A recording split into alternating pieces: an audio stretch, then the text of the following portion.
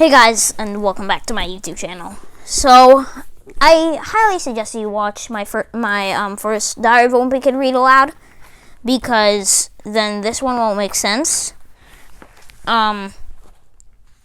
So yeah, just read that first. I'm gonna be reading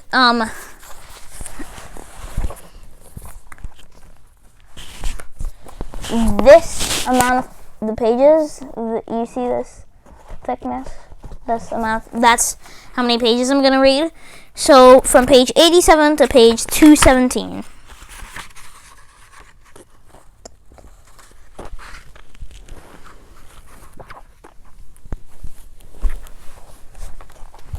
Okay.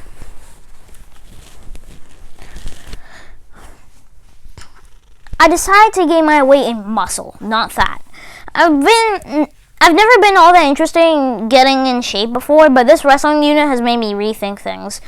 I figure if I bulk up now, it could actually come in handy down the road. This football unit is coming in the spring, and they split the teams up into shirts and skins. I always get put on skins. I think they do that to make all the out of shape kids feel ashamed of themselves. It shows. You literally can't even wear a shirt in skins. If I can pack up some muscle now, it'll be a whole different story next April. Greg Heffley, you're on skins. Yo, dude, look at my six-pack. Look at my six-pack. Greg Heffley's like, look at my... Greg Heffley be like, look at my six-pack. Tonight after dinner, I got Mom and Dad together and told them my plan. I told them I was going to need some serious exercise equipment and some weight gain powder too. I showed them some muscle magazines at the store so they could see how ripped I was going to be. Mom didn't really say anything at first, but Dad was pretty enthusiastic. I think he was just glad I had a change of heart from how I used to be when a kid. If you work out regularly, you can get big muscles. Muscular growth. My mom said if I wanted a weight set, I was going to have to prove that I could stick with an exercise regimen. She said if I could do that by doing sit-ups and jumping jacks for 2 weeks. I had to explain that the only way to get totally bulked up is to get the kind of high-tech machines they have at the gym, but Mom didn't want to hear it. Then Dad said if I wanted a bench press, I should keep my fingers crossed for Christmas. But Christmas is a month and a half away, and if I get pinned by Fregley one more time, I'm going to have a nervous breakdown. So it looks like Mom and Dad aren't going to be any help, and that means I'm going to have to take matters into my own hands, as usual. I couldn't wait to start my weight training program today. Even though Mom wouldn't let me get the equipment I needed, I wasn't going to let that hold me back. So I went to the fridge and emptied out the milk and orange juice and filled the jugs with sand. Then I took them to a broomstick and I had myself a pretty decent barbell. After that, I made a bench press out of an ironing board and some boxes. Once I had that all set, I was ready to do some serious lifting. I needed a spotting partner, so I called up Rowley. And when he showed up at my door wearing some ridiculous getup, I knew I made a mistake inviting him. I made Rowley use the bench press first, mostly because I wanted to see if the broomstick was going to hold up. He did about 5 reps and he was ready to quit, but I wouldn't let him. That's what a good training partner is for, to push you beyond your limits. 15 more, Rowley! Come on, boy! You can do it! I knew Rowley wasn't going to be as serious about weightlifting as I was, so I decided to try out an experiment to test his dedication. In the middle of Rowley's set, I went and got this phony nose and mustache Roderick has in his junk drawer. And right when Rowley had the barbell in the down position, I leaned over and looked at him. Sure enough, Rowley totally lost his concentration. He couldn't even get the barbell off his chest. I thought about helping him out, but then I realized if Rowley didn't get serious about working out, he was never going to get to my level. I eventually had to rescue him because he started biting the milk jug to let the sand leak out. After Rowley got off the bench press, it was time for my set. But Rowley said he didn't feel like working out anymore, and he went home. I figured he'd pulled something like that, but I guess you can't expect everyone to have the same kind of dedication as you. Wednesday. Today in geography we had a quiz, and I have to say, I've been looking forward to this one for a long time. The quiz was on state capitals, and I sat in the back of the room, right next to this giant map of the United States. All the capitals are written in big red print, so I knew I had this one in the back. But right before the test started, Patty Farrell piped up from the front of the room. Teacher! Teacher! Patty told Miss Ira that he should cover up the United States map before we got started. Nice catch, Patty. Patty Farrell. Nice catch there, you dingus. So thanks to Patty, I ended up flugging the quiz, and I will definitely be looking for a way to pay her back for that one. Thursday. Tonight, Mom came up to my room, and she had a flyer in her hand. As soon as I saw it, I knew exactly what it was. It was an announcement that the school is having tryouts for a winter play. Man, I should have thrown that thing out when I saw it on the kitchen table. I begged her not to make me sign up. Those school plays are always musicals, and the last thing I needed staff to sing a solo in front of the whole school. But all my begging seemed to do was make Mom more sure I should do it. Mom said the only way I was going to be well-rounded was by trying different things. Dad came in my room to see what was going on. I told Dad that Mom was making me sign up for the school play, and that if I had to start going to play practices, it would totally mess up my weightlifting schedule. I knew that would make Dad take my side. Dad and Mom argued for a few Give me a second. Let me go back to where it was. Oh, wait. Before this. It should be on the next page. Okay, there we go. Mom and Dad argued for a few minutes, but Dad was no match for Mom. So that means tomorrow I've got to audition for the school play. The play they're doing this year is The Wizard of Oz. A lot of kids came wearing costumes for the parts they were trying out for. I've never seen the movie, so for me it was like walking into a freak show. Miss Norton, the music director, made everyone sing My Country 'Tis of Thee, so she could hear our singing voices. I did my singing tryouts with a bunch of other boys whose moms made them come too. I tried to sing as quietly as possible, but of course I got singled out anyway. What a lovely soprano, Greg. I have no idea what a soprano is, but from the way some of the girls were giggling, I knew it wasn't a good thing. Trials went on forever. The grand finale came with auditions for Dorothy, who I guess is the lead character in the play. And who should try it out first but Patty Farrell. I thought about trying out for the part of the witch, because I heard that in the play the witch does all sorts of mean things to Dorothy. But then someone told me there's a good witch and a bad witch, and with my luck, I'd end up being picked to be the good one. I was hoping Miss Norton would just cut me from the play, but today she said that everyone who tried out is going to get a part. So lucky me. Miss Norton showed the Wizard of Oz movie so that everyone would know the story. I was trying to figure out what part I should play, but pretty much every character has to sing or dance at one point or another. But halfway through the movie, I figured out what part I wanted to sign up for. I'm gonna be a tree because 1, they don't have to sing, and 2, they get to bean Dorothy with apples. Getting to peg Patty Farrell with apples in front of a live audience would be my dream come true. I might actually have to thank Mom for making me do this play once it's all over. After the movie ended, I signed up to be a tree. Unfortunately, a bunch of other guys had the same idea as me. So I guess a lot of guys who have a bone to pick with Patty Farrell.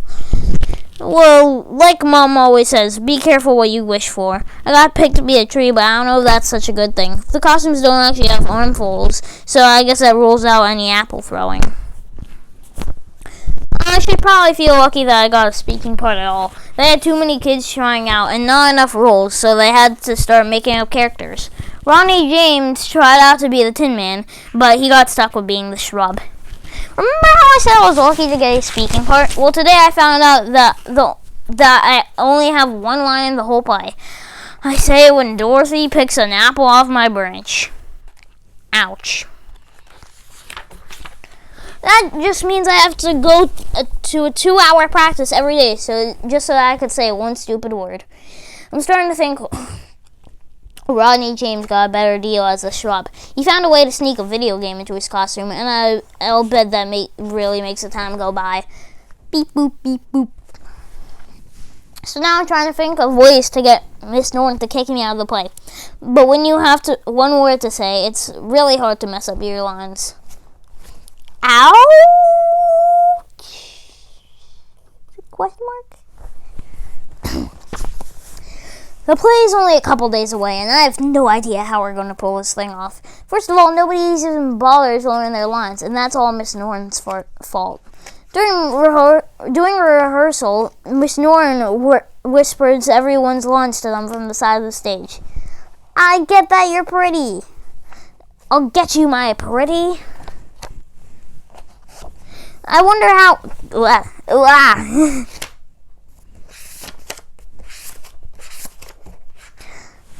I wonder how it's going to go next Tuesday when Miss Norton is sitting at her piano 30 feet away. Another thing that's screwing everything up is that Miss Norton keeps adding new scenes and new characters. Yesterday, she brought in this first grader to play Dorothy's dog, Toto.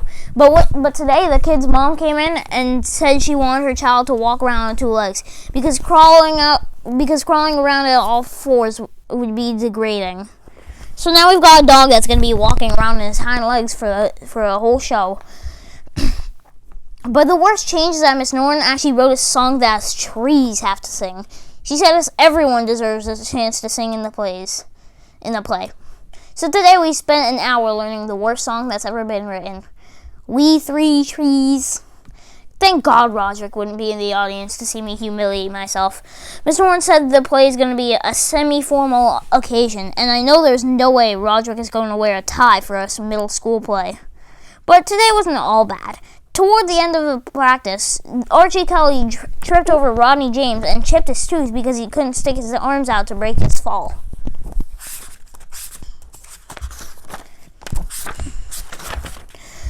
Gah! So the good news is they're letting us trees carve out armholes for the performance. Tonight was a big school production of The Wizard of Oz. The first sign that things were not going to go well happened before the play even started. I was peeking through the curtain to check out how many people showed up to see the play, and guess who was standing right up front?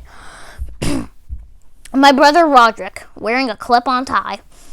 He must have found out I was singing, and he couldn't resist the chance to see me embarrass myself. The play was supposed to start at 8, but it got delayed because Rodney James had stage fright. You'd figure that someone whose job is to sit on the stage and do nothing could just suck it out for one performance, but Rodney wouldn't budge, and eventually his mom had to carry him off. The play finally got started around 8:30. Nobody could remember their lines, just like I predicted, but Miss Norton kept things moving along with her piano. The kid who plays Toto brought a stool and a pile of comic books onto the stage, and that totally ruined the whole dog effect. When it was time for the forest scene, me and the other trees hopped into our positions. The curtains rose, and when they did, I heard Manny's voice. Bobby! Great, I have been able to keep that nickname quiet for 5 years, and now all of a sudden the whole town knew it. I could feel about 300 pairs of eyeballs pointed my way. So I did some quick ad-libbing, and I was able to deflect the embarrassment over to Archie Kelly. I think you dropped an apple, Bubby. But the major embarrassment was still on the way. When I heard Miss Norton playing the first few bars of We Three Trees, I felt my stomach jump. I looked out at the audience, and I noticed Roderick was holding a video camera. I knew that if I sang the song and Roderick recorded it, he would keep the tape forever and use it to humiliate me for the rest of my life. I didn't know what to do, so when the time came to start singing, I just kept my mouth shut. We three trees from yonder glen, know Greg's voice in this very play. Greg isn't singing at all. For a few seconds there, things went okay. I figured that if I didn't technically sing the song, then Roderick wouldn't have anything to hold over my head. But after a few seconds, the other trees noticed I wasn't singing. I guess they must have thought I knew something that they didn't, so they stopped singing too. Do spy a maiden fair and sweet. Now the three of us were just standing there, not saying a word. Miss Norton must have thought we forgot the words to the song, because she came over to the side of the stage and whispered the rest of the lyrics to us. Whilst we are rooted to our spots, she doth move on her lighter feet. The song is only about 3 minutes long, but to me it felt like an hour and a half. I was preparing the curtains, we'd go down so we could just hop off the stage. And that's when I noticed Patty Farrell standing in the wings. And if looks could kill, us trees would be dead. She probably thought we were ruining her chances of making it to Broadway or something. Yeah, she's a theater kid. Seeing Patty standing there reminded me why I signed up to be a tree in the first place.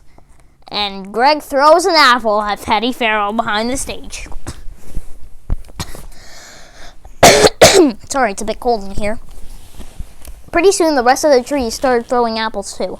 I think Total even got in the act. Somebody knocked the glasses off Patty's head, and one of the lenses broke. Miss Norton had to shut down the play after that because Patty couldn't see 2 feet in front of her without her glasses. After the play was over, my family went home together. Mom had brought a bouquet of flowers, and I guess they were supposed to be for me. But she ended up tossing them in a trash can on the way out the door. I just hope that everyone who came to see the play was as entertained as I was. We're just smiling, and Roderick, Frank, and Susan are annoyed. Well, if one good thing came out of the play, it's that I don't have to worry about the Bubby nickname anymore. I saw Archie Kelly getting hassled in the hallway after 5th period today, so it looks like I can finally start to breathe a little easier. Hi there, Bubby. Shove. Some bully just shoved Archie.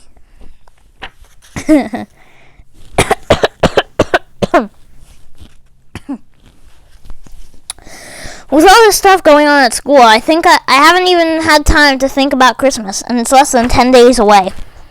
In fact, the only thing that tipped me off that Christmas was coming was when Roderick put up his wish list on the refrigerator. Roderick's wish list. New drums, new van, shrunken head. I usually make a big wish list every year, but this Christmas, all I really want is this video game called Twisted Wizard. Tonight, Manny was going through the Christmas catalog, picking out all the stuff he wants with a big red marker. Manny was circling every toy in the catalog.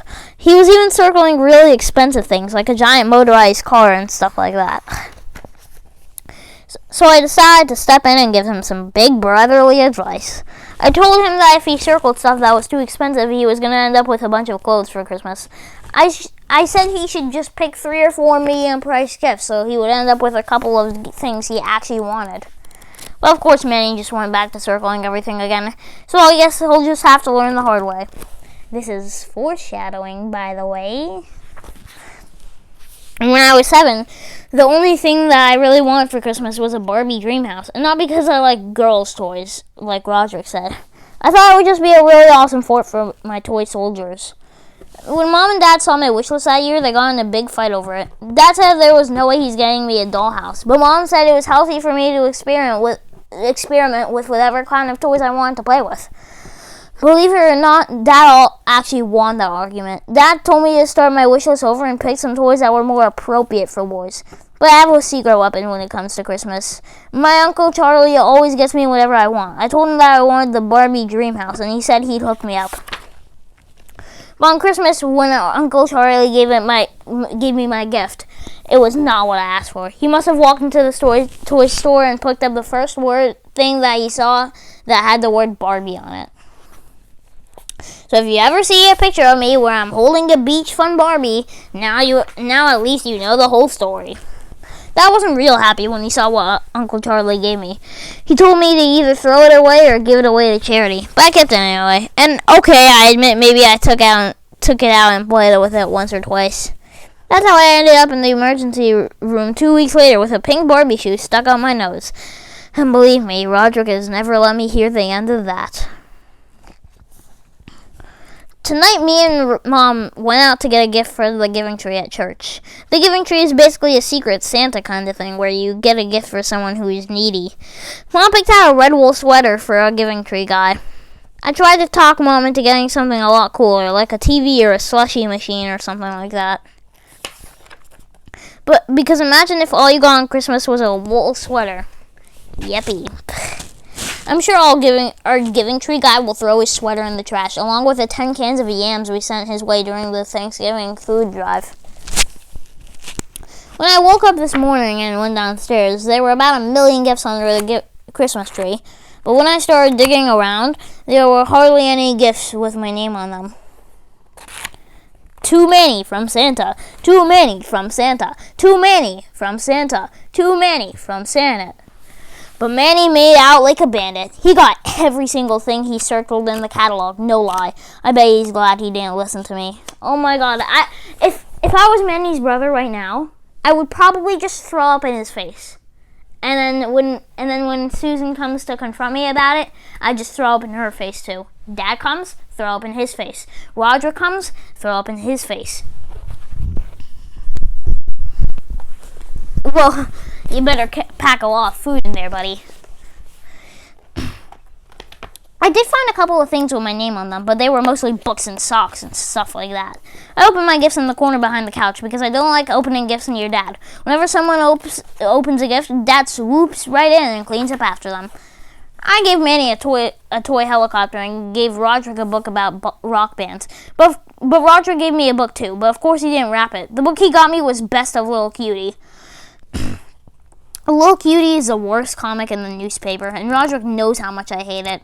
I think this is the 4th year in a row I got a Little Cutie book from him.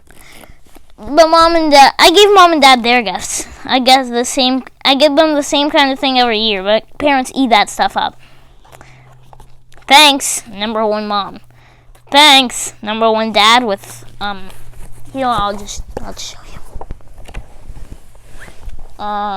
Where is it? Right there. The rest of the relatives started showing up around 11, and Uncle Charlie came at noon. Uncle Charlie bought a big trash bag full of gifts, and he pulled my present out of the top of the bag. The package was the exact right size and shape to be a Twister Wizard game, so I knew Uncle Charlie came through for me. Mom got the camera ready, and I tore open my gift. It was just an 8x10 picture of Uncle Charlie. I guess I didn't do a good job of hiding my disappointment, and Mom got mad. All I can say is I'm glad I'm still a kid because if I had to act happy about the kind of gifts grown-ups get, I don't think I could pull it off. I knew the perfect place for this. I just knew you'd love it. It says the picture frame says bless this house.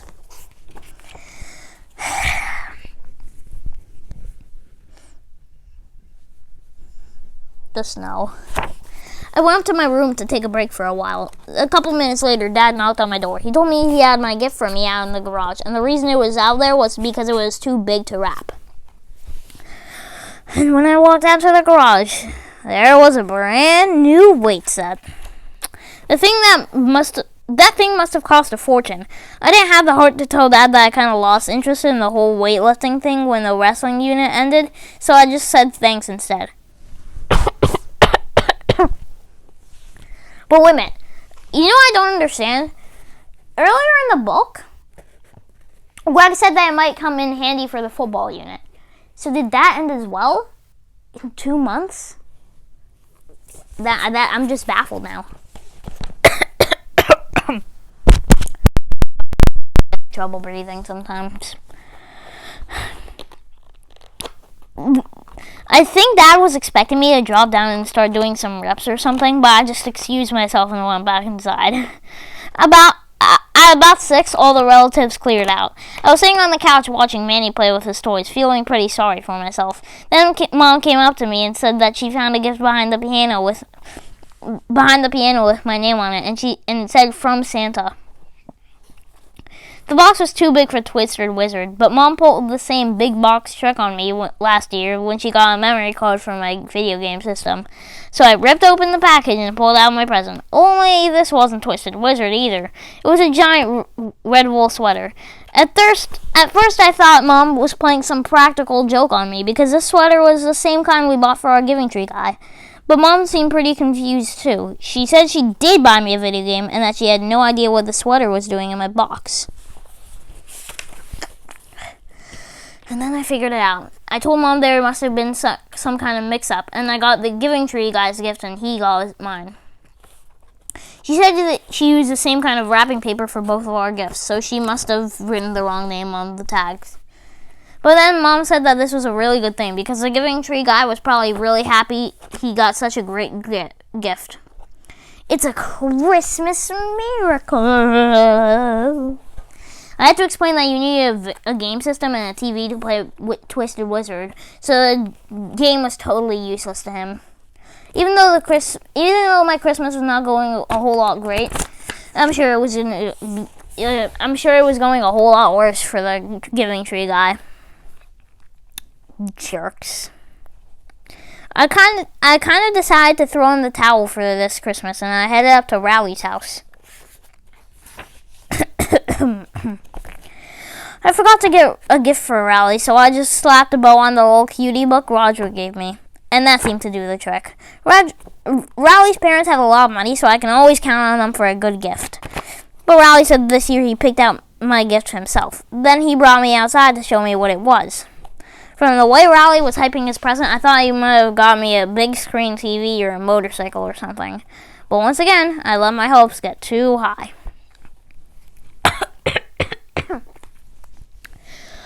Rowley got me a big wheel. I guess I would have thought this was a cool gift when I was in the 3rd grade, but I have no idea what I'm supposed to do with one now. Rowley was so enthusiastic about it that I tried my best to act like I was happy anyway. We went back inside and Rowley showed me his Christmas loot. He sure got a lot more stuff than I did. He even got Twisted Wizard, so at least I can play it when I come up to his house. That is until Rowley's dad finds out how violent it is. And boy, you have never seen someone as happy as Rowley with his little cutie book. His mom said it was the only thing on his list that he didn't get. Well, I'm glad someone got what they wanted today. It's a Christmas miracle. Rowley's mom and Greg's mom. Yeah. Okay. New Year's Eve. In case you're wondering what I'm doing in my room at 9 p.m. on New Year's Eve, let me fill you in. Earlier today, me and Manny were horsing around in the basement. I found a tiny black ball of thread on the carpet and told Manny it was a spider. Then I held it over him, pretending like I was gonna make him eat it. Yeah! Scream! Squeal! Ah! Right when I was about to let Manny go, he slapped my hand and made me drop the thread. And guess what? That fool swallowed it. Well, Manny completely lost his mind. He ran upstairs to see where Mom was, and I knew I was in big trouble. Manny told Mom I made him eat a spider. I told her there was no spider and it was just a tiny ball of thread. Mom brought Manny over to the kitchen table. Then she put a seed, a raisin, and a grape on the plate and told Manny to point to the thing that was closest in size to the piece of thread he swallowed. Manny took a while to look over the things on the plate. Then he walked to the refrigerator and pulled out an orange. Oh no, Greg. So that's why I got sent to bed at 7 and I'm not downstairs watching the New Year's Eve special on TV. And that's also why my only New Year's resolution is to never play with Manny again. Yeah, it shows. Every time Greg's played with Manny or Manny's played with Greg, Greg gets in trouble. Yeah, Greg gets in trouble. Man, I kind of feel bad for Greg at this point. And it's only the first book. I know I've read every Diary of a Wimpy Kid book before, but like this one just is the most insulting to Greg, in my opinion. If you're asking me which Diary of a Wimpy Kid book insults Greg the most, it's this one. January. I found a way to have some fun with the big wheel Rowley got me for Christmas. I came up with this game where one guy rides down the hill and the other tries to knock him off with a football. Rowley was the first one down the hill, and I was a thrower. Shriek!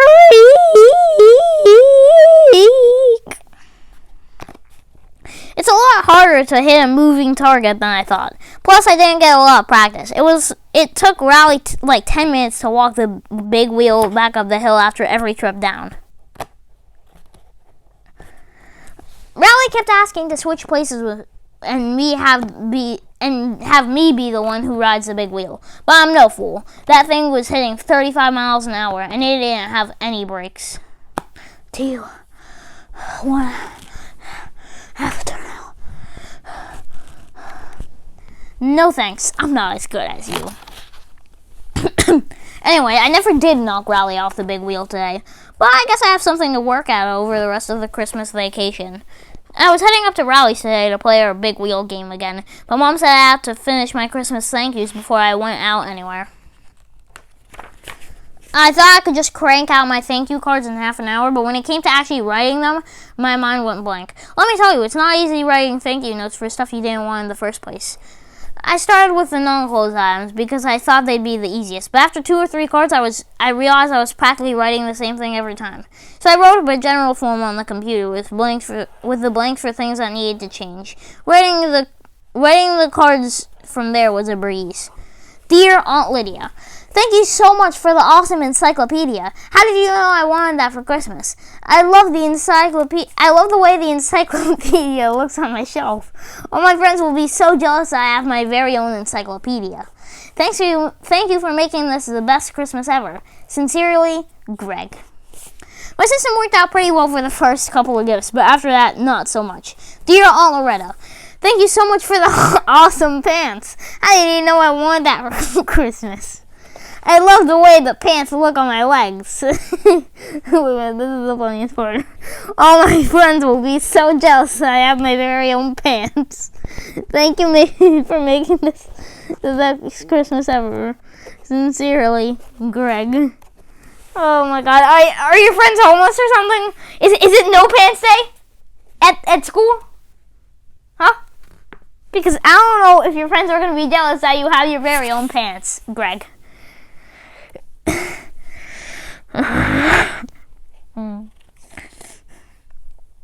I mean, the encyclopedia one, like, you could totally get by that. But the pants one, I don't know. I finally knocked Rally off the big wheel today, but it didn't happen the way I expected it. I was trying to hit him in the shoulder, but I missed, and the football went under the front tire. Rally tried to break his fall by sticking out his arms, but he landed pretty hard on his left hand. I figured he'd just shake it off and get right back on the bike, but he didn't. I tried to cheer him up, but all the jokes that usually crack him up weren't working. So I knew he must have been hurt pretty bad. Hey, look at me, I'm your dad, daughter. And then he has his pants pulled up, and he's wearing a button-down shirt. Christmas vacation is over, and now we're back at school. And remember how Rally's big wheel accident? Well, he broke his hand, and now he has to wear a cast. And today, everyone was crowding around him like he was a hero or something. Does it still hurt? A little, I guess. You poor thing! Ah! You know how people go crazy at school when you break his hand.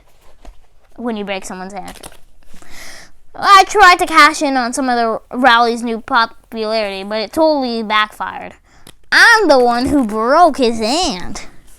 You mean it? I don't know what I'm doing with my life anymore. I realized Rally's injury thing is a pretty good racket.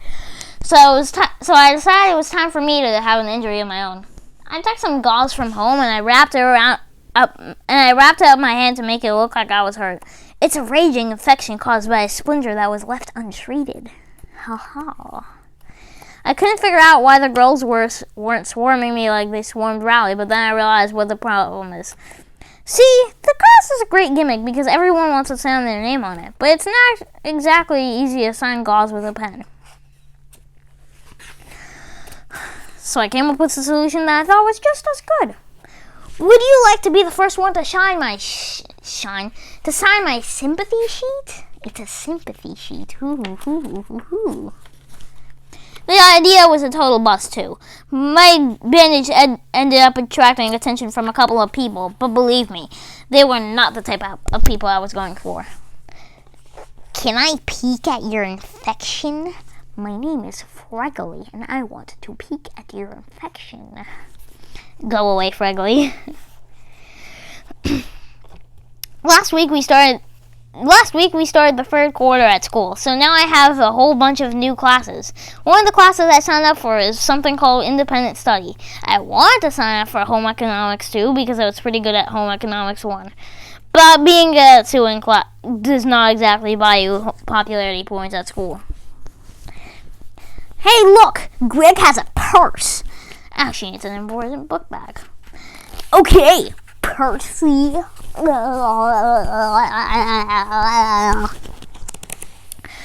Anyway, the independent study thing is an experiment they're trying out at our school for the first time. The idea is that a class gets assigned a project, and then you have to work on it with no teacher in the room for the whole quarter. The catch is that when you're done, everyone in your group gets the same grade. I found out that Ricky Fisher is in my class, which could be a big problem. Ricky's big claim to fame is that he'll pick the gum off the bottom of the desk and chew it if you pay him 50 cents. So I don't really have hopes for our final grade. Today we got our independent study assignment, and guess what it is? We have to build a robot. At first everybody kind of freaked out because we thought we were going to have to build the robot from scratch. But Mr. Darnell told us we don't have to build an actual robot. We just need to come up with ideas for what our robot might look like and what kind of things it might be able to do. Then he left the room, and we were way on our own. Then we started brainstorming. I wrote down a bunch of ideas on the blackboard. The robot would do my homework, do the dishes, make my breakfast, brush my teeth. Everyone was pretty impressed with my ideas, but it was easy to come up with them. All I did was write down the things I hate doing myself. But then a couple girls got up to the front of the room, and they had some ideas of their own. They erased my list and drew up their own plan. They wanted to invent a robot that would give you dating advice and 10 types of lip gloss on its fingertips. All us guys thought this was the stupidest idea we ever heard. So they split up into two groups, girls and boys. The boys went to the other side of the room while the girls stood around talking. Now that we had all the serious workers in one place, we got to work. Someone had the idea that you can say the names of the robot and it could say it back to you. Hi, Bob. It is very nice to meet you, Bob. But then someone else pointed out that you shouldn't be able to use bad words for your name because a robot shouldn't be able to curse. So we decided we should come up with a list of all the bad words the robot shouldn't be able to say. We came up with all the regular bad words, but then Ricky Fisher came up with 20 more the rest of us had never even heard before. So Ricky ended up being one of the most valuable contributors on this project. Right before the bell rang, Miss Darnell came back in the room to check on our progress. He picked up the piece of paper we were writing on and read it over. To make it long story short, an independent study is canceled for the rest of the year. Imagine the words on there like premadomius or something that was from Ricky Fisher. That's not actually a bad word, by the way. I just made up. I'm not swearing on camera. No. Well, at least it is for us boys. So if the robots in the future are going out around with cherry lip gloss for fingers, at least you know how it all got started. In school today, they had a general assembly and showed the movie It's Great to Be Me, which they show us every year. The movie is all about how you should be happy with who you are and not change things about yourself. To be honest with you, I think that's a really dumb message to be telling kids, especially the ones at my school. It's great to be me! This is so funny. Comedy. Comedy gold. Later on, they made an announcement that there are some openings on the safety patrols, and that got me thinking. If someone picks on the safety patrol, it can get them suspended. The way I figure it, I can use any extra protection I get. Plus, I realize that maybe being in a position of authority would be good for me. Can we please cross the street now? Nope. But we've been standing here for an hour. Ugh. I went down to Mr. Winsky's office and signed myself up. I got rallied sign up too. I thought Mr. Winsky would make us do a bunch of chin-ups or jumping jacks or something to prove we were up for the job, but he just handed us our belts and badges on the spot. Mr. Winsky said that openings were for a special assignment. Our school is right next to the elementary school, and they've got a half-day kindergarten there. He wants us to walk the morning session kids home in the middle of the day. I realized that meant we would miss 20 minutes of pre-algebra. Riley must have figured that out too, because he started to speak up. But I gave him a wicked pinch underneath the desk before he could finish his sentence. But we would miss Yahoo! I couldn't believe my luck. I was getting instant bully protection and a free pass from half of pre-algebra, and I didn't even have to lift a finger. Today was our first day at safety patrols. Me and Rally don't technically have stations like all the other patrols, so that means we don't have to stand out in the freezing cold an hour before school. But that didn't stop us from coming to the cafeteria for the free hot chocolate they hand out to the other patrols before homeroom. Another great perk is that you get to show up 10 minutes late for first period. Hello! I am with some hot chocolate in my hands. Hello guys, try to experience this hot chocolate because it is so good. I'm telling you, I've got it made with the safety patrol thing. At 12:15, me and Rally left school and walked up to the kindergartners' homes. The whole trip ate up 45 minutes, and there were only 20 minutes of pre-algebra left when we got back. The walking the kids home was no sweat, but one of the kindergartners started to smell really funny, and I think he maybe had an accident in his pants. He tried to let me know about it, but I just stared straight ahead and kept walking. I'll take these kids home, but believe me, I didn't sign up for any diaper duty. Yeah, that kid definitely looks like he pooped his pants. February. Today it snowed for the first time this winter, and school was canceled. We were supposed to have a test in pre-algebra, and I've kind of slacked off ever since I became a safety patrol, so I was psyched. I called Rally and told him to come over. Me and him have been talking about building the world's biggest snowman for the past couple of years now. And when I say the world's biggest snowman, I'm not kidding. Our goal is to get into the Guinness Book of World Records. Every time we've gotten serious about going for the record, all the snow has melted. So we've missed our window of opportunity. So this year, I wanted to get started right away. When Rally came over, we started rolling the first snowball to make the base. I figured the base was going to have to be at least 8 feet tall. What am I saying? At least 8 feet tall on its own if we wanted to have a shot at breaking the world record. But the snowball got real heavy, and we had to take a bunch of breaks in between rolls so we could catch our breath. Grunt! Wheeze! During one of our breaks, Mom came outside to go to the grocery store, but our snowball was blocking our car, and so we got a little free labor out of her. Grunt! Wheeze! After our break, me and Raleigh pushed that snowball until we couldn't push it any farther. But when we looked up behind us, we saw the mess we made. The snowball had gotten so heavy that it tore up all the sod Dad had just laid down this fall. I was hoping it would snow a few more inches and cover up our tracks. But just like that, it stopped snowing. Uh-oh. Our plan to build the world's largest snowman was starting to fall apart. So I came up with a better idea for our snowball. Every time it snows, the kids from Worley Street use our hill for sledding, even though this isn't their neighborhood. So tomorrow morning, when the Worley Street kids come marching up our hill, me and Raleigh are going to teach those guys a lesson. When I woke up this morning, the snow was already starting to melt, so I told Raleigh to hurry up and get down to my house. While I was waiting for Raleigh to show up, I watched Manny trying to build a snowman out of the piddly crumbs of snow that were left over from our snowball. It was actually kind of pathetic. I really couldn't help doing what I did next. Unfortunately for me, right at the moment, Dad was at the front window. Yeah! I'm gonna kick down your snowman! Dad was already mad at me for tearing up the sod, so I knew I was in for it. I heard the garage door open and saw Dad coming outside. He marched right out carrying a snow shovel, and I thought I was gonna have to make a run for it. Dad was heading for my snowball, not me. And in less than a minute, he reduced all our hard work to nothing.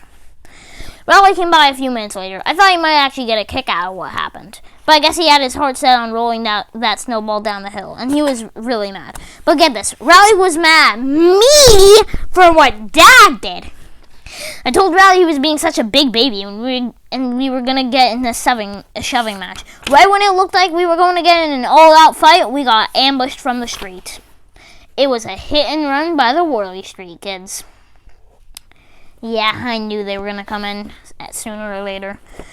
And if Miss Levine, my English teacher, was there, I'm sure she would have said the whole situation was ironic.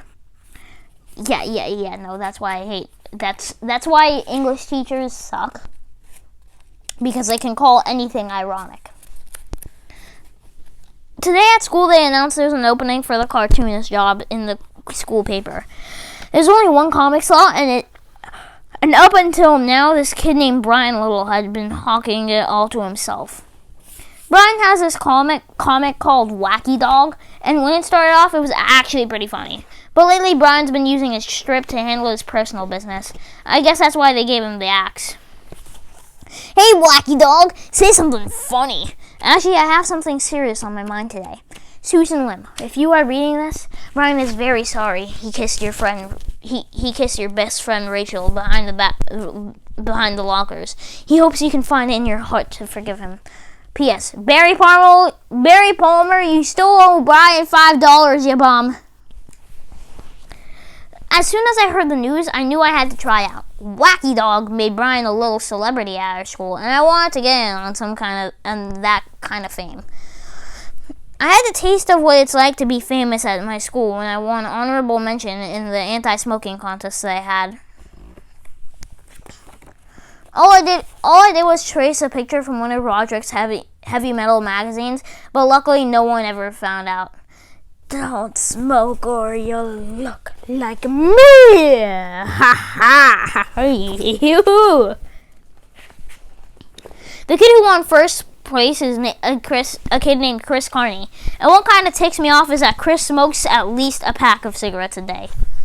Don't smoke. It's a joke. Yeah, honestly, I think Greg's was better. Me and Rowley decided to team up and do a cartoon together. So after school today, he came over to my house, and we got to work.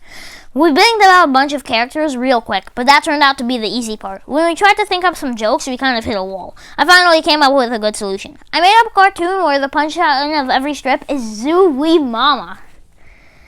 Oh, this isn't going to end well for all the Diary of a Wimpy Kid fans out there. You all know this ain't going to end well. Oh, and if you're a Diary of a Wimpy Kid fan, why are you still watching this video? That way I made up a cartoon where the punchline of every strip is Zoo-wee Mama. That way we wouldn't get bogged down with having to write actual jokes, and we could concentrate on the pictures. For the first couple of strips, I did the writing and drew the characters, and Rowley drew the boxes around the pictures. Step on a crack, break your mama's back! Yeah, right. Hey, Timmy, your mother slipped on a banana peel, and P.S., she is dead. Zoo-wee Mama! Rowley started complaining that he didn't have enough to do, so I let him write a few of the strips. But to be honest with you, there was a pretty obvious drop in quality once Rowley started doing the writing. I'd been waiting 3 hours to get a hamburger. Finally, 1 hamburger, please. I'm sorry, sir. We are all sold out. Faint. Zoo-wee Mama. I guess in the Zoo-wee Mama universe, Zoo-wee Mama is just the best thing to express shock with. Zoo-wee Mama. Eventually, I kind of got sick of the Zoo-wee Mama idea, and I pretty much let Rowley take over the whole operation. Believe it or not, Rowley's drawing skills are worse than his writing skills. Oops, I stepped in a puddle. At least it's not an acid puddle. Aye, it is an acid puddle. Zoo-wee Mama. I told Rowley maybe we should just come up with some new ideas, but he wanted to just keep writing Zoo-wee Mamas. Then he packed up his comics and went home, which is fine by me. I really didn't want to be partnered up with a kid who doesn't draw noses anyway. After Rowley left yesterday, I really got to work on some comics. I came up with this character called Crane the Cretin, and I got on the roll. Crane the Cretin by Greg Heffley. Hi, my name is Cretin. No, it isn't. Your name is Stuart Pidd. Oh, oops. Hi, I'm Stupid. Har, har, har, har, ha, ha, ha, ha, ha, ha, ha, ha. I guess I must have banged out 20 strips, and I didn't even break a sweat. I wonder what's in this cute little box. That's not a box, it's a brick, you dumb moron. Oops, I've been trying to open it all day. Doctor, could I have a new butt? My old one has a crack in it. Cran, I told you this 1,000,000 times. Everyone's butt has a crack in it. Oh, yeah, I forgot. The great thing about these Crane the Cretin comics is that with all the idiots running around my school, I will never run out of new material. When I got to school today, I took my comics to Mr. Ira's office. He's a teacher who runs a school newspaper. But when I went to turn my strips in, I saw that there was a pile of comics from other kids who were trying out for the job. Most of them were pretty bad, so I wasn't too worried about the competition. Girls Rule by Tabitha Cutter and Lisa Russell. Don't walk near our lunch table, Tyler Green. Yeah, you're not even cute. And then he trips. Ha ha ha ha ha ha ha ha ha. That's how many ha's there is. Girls Rule. Yeah, no, that's what. No, just. Yep, we're done with it. I'm kidding, we're not done with this book. Extreme Skaters. I'm gonna do this rad jump. Whatever. You dude, watch out for the telephone wire. Here I go. Slice. Darn. His head bumps off. Ouch. I sure am glad I wore my helmet. And sure is misspelled. Ooh. Oh, my microphone's starting to get loose. One of the comics was called Dumb Teachers, and it was written by this kid named Bill Tritt. Bill is always in detention, so I guess he has a bone to pick with just about every teacher in the school, including Mr. Ira. So I'm not too worried about the chances of Bill's comics getting in either. Hey, Mr. Ira, you pooped your pants again. Nuh-uh. Yeah-huh. Stink lines from the poop. Yeah, okay. There are actually about 1 or 2 decent comics in the bin, but I slipped them under a pile of paperwork on Mr. Ira's desk. Hopefully those ones won't turn up until I'm in high school. Today during morning announcement, I got the news I was hoping for. And the new cartoonist for the school paper is Greg Heffley. This paper came out today at lunchtime, and everyone was reading it. I wanted to pick up a copy to see my name in print, but I just decided to play it cool for a while instead. I sat at the end of the lunch table, so there would be plenty of room for me to start signing autographs from my new fans. But nobody was coming over to tell me how great my comic was, and I started to get the feeling something was wrong. I grabbed a paper and went into the bathroom to check it out. And when I saw my comic, I practically had a heart attack. Mr. Ira told me he had made some minor edits to my comic. I thought he just meant fix spelling mistakes and stuff like that, but he totally butchered it.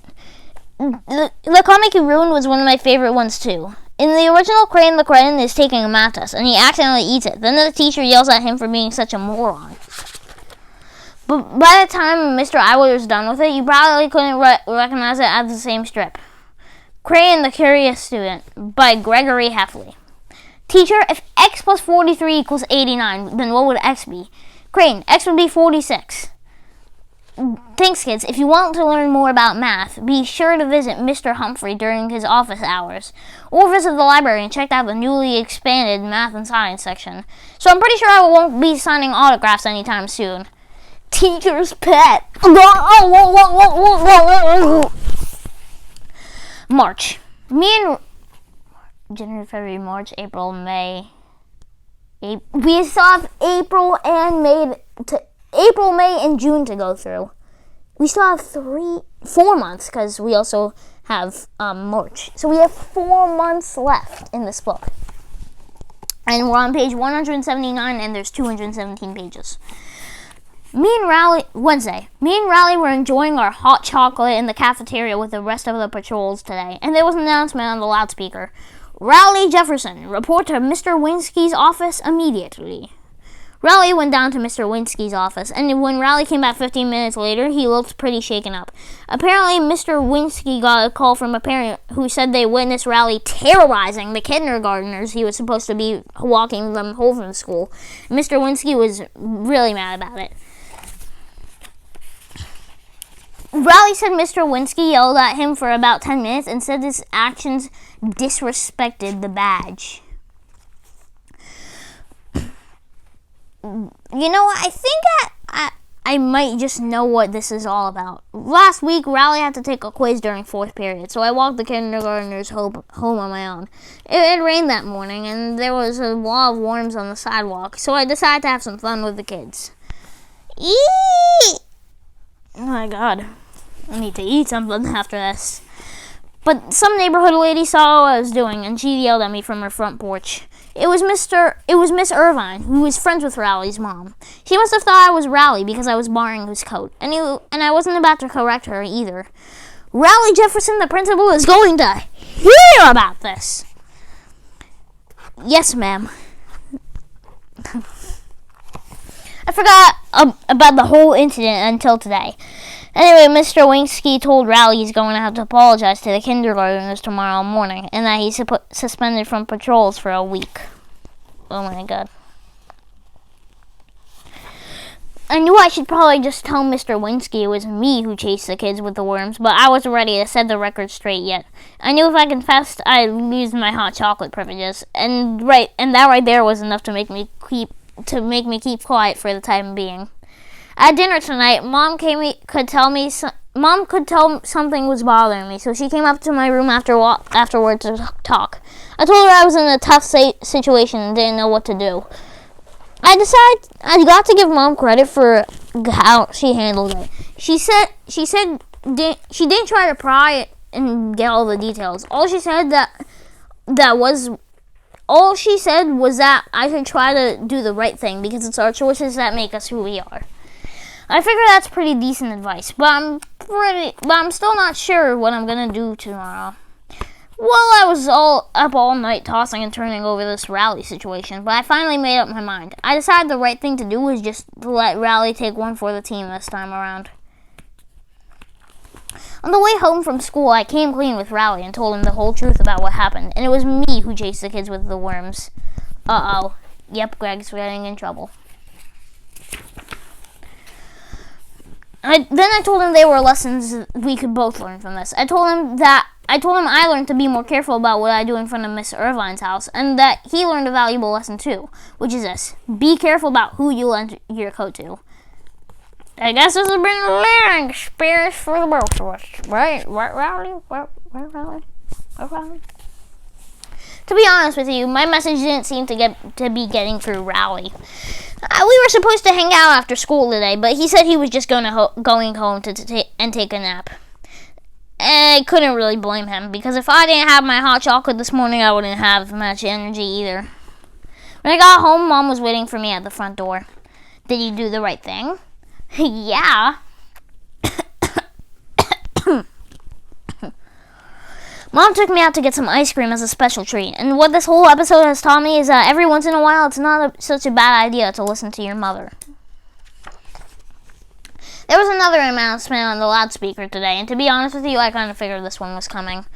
Greg Heffley, please report to Mr. Winsky's office. I knew it was just a matter of time before I got busted for what happened last week.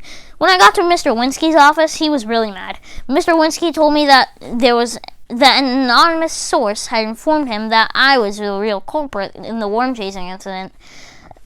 Then he told me I was relieved of my safety patrol duties, effective immediately. Well, it doesn't take a detective to figure out that the anonymous source was Rowley. I couldn't believe Rowley went and backstabbed me like that. While I was sitting there getting chewed out by Mr. Winsky, I was thinking, I need to remember to give my friend a lecture about royalty. Later on, Rowley got reinstated as a patrol. And get this, he actually got a promotion! Mr. Winsky said Rowley had exhibited dignity under false suspicion. I thought about really letting Rowley have it for ratting me out like that, but then I realized something. In June, all the officers in the safety patrol go on a trip to Six Flags, and they get to take along one friend. I need to make sure Rowley knows I'm his guy.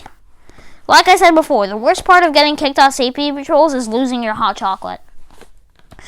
Every morning, I go to the back door of the cafeteria so Rowley can hook me up.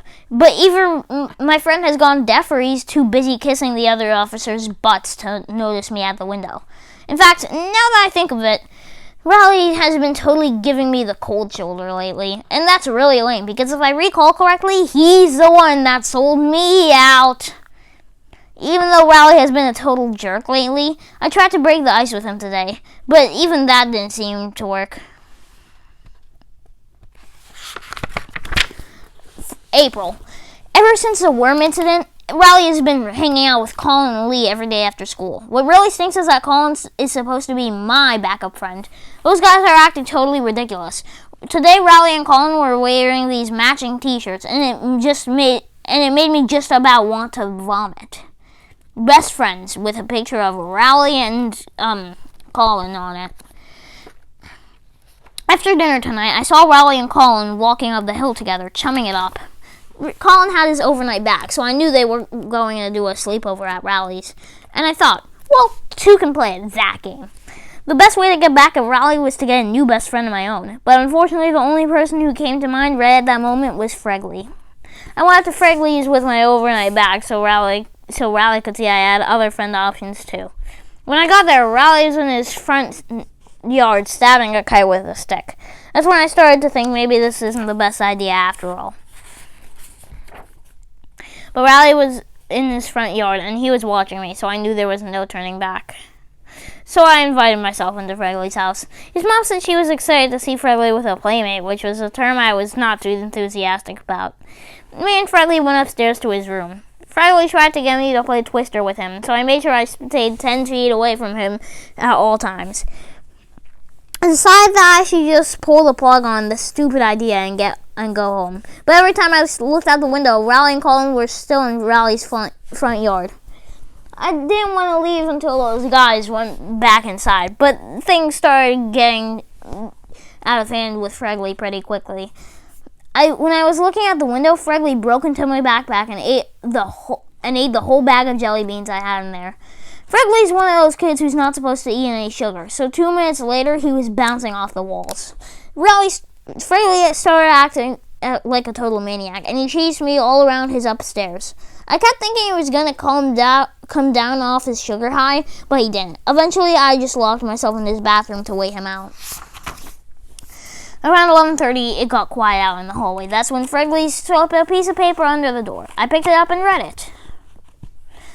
Dear Gregory, I'm very sorry I chased you with a booger on my finger. Here, I put it on this paper so you can get me back. That's the last thing I remember before I blacked out.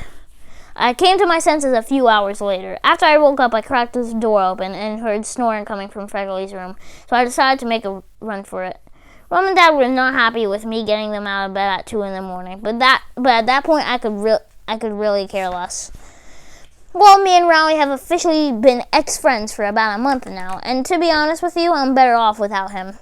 I'm glad I can do whatever I want without having to carry all that dead weight around. Lately, I've been hanging out in Roderick's room after school and going through his stuff. The other day, I found one of his middle school yearbooks. Roderick wrote on everybody's picture in his yearbook, so you could tell about how he felt in all the kids in his grade. Every once in a while, I see Roderick's old classmates around town, and I have to remember to thank Roderick for making church a lot more interesting. Wait a minute. Let me show you this, because this is worth showing. Jerk.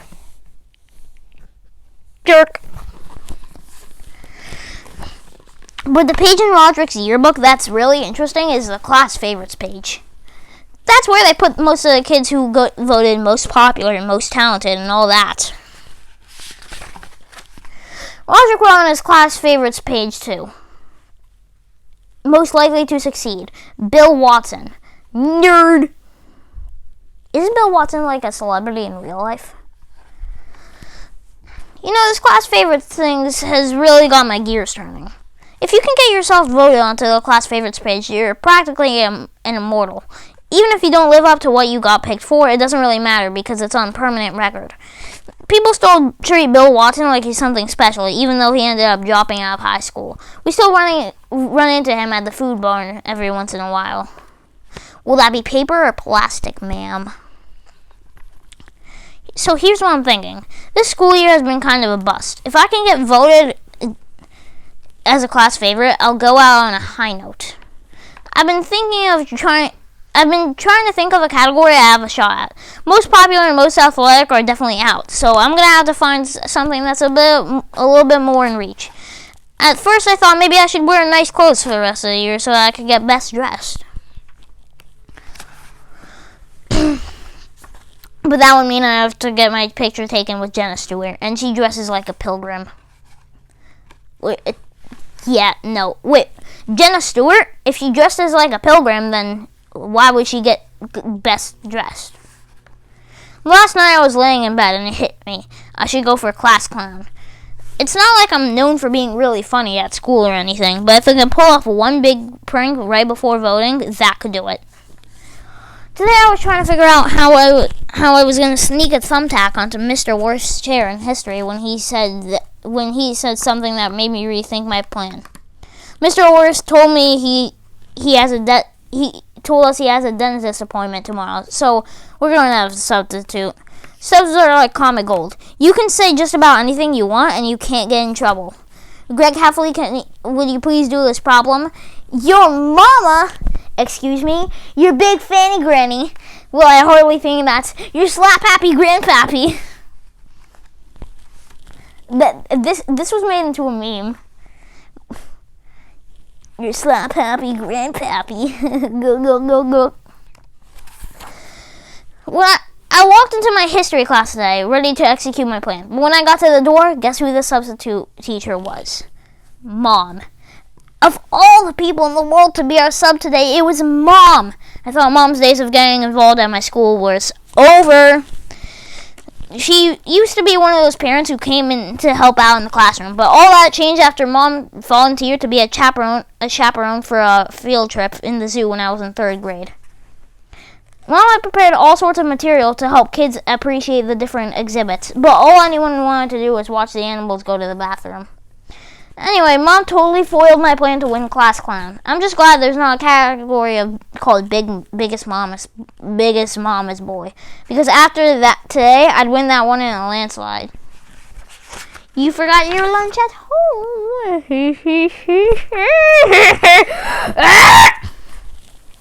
The school paper came out again today. I quit my job as school cartoonist after creating the Curious Student came out. And I didn't really care who they picked to replace me. But everyone was laughing at the comics page at lunch, so I picked up a copy to see what was so funny. And then when I opened it up, I couldn't believe my eyes. It was Zooey Mama. And of course, Mr. Ira didn't change a single word of Rowley strips. Zooey Mama, but by Rowley Jefferson. Hey, beautiful lady, do you want to go on a date with me? I'm not a lady, I am just one of those dogs with long hair, so no thanks to that date. Zooey Mama! So now Rowley's getting all the fame that was supposed to be mine. Ugh. Will you put us in your comic? Sure. Even the teachers are kissing Rowley's butt. I almost lost my lunch when Mr. Worth dropped his chalk in history class. Zooey Mama. Yeah, no, I wouldn't want to be Greg.